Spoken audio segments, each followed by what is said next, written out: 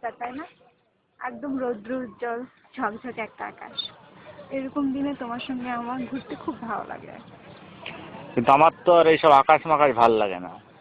কি? আমার এইসব আকাশ ফাকাশ দেখতে ভাল লাগে নদী, না। এত সুন্দর নদী। নদী ফদি দেখি লাভ আছে? আরে কি দেখতে হবে শুনি?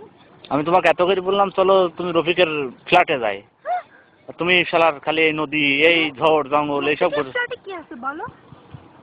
রফিকের কেন আমি রফিকের ফ্ল্যাটে যাবো? আমার আকাশ ভালো লাগে, নদী ভালো লাগে, আমার প্রকৃতি ভালো লাগে, তোমার সঙ্গে বসে থাকতে ভালো লাগে, তোমার সঙ্গে কুপাকুপি করতে আমার ভালো লাগে না। বিয়ের পরে হবে ওইসব।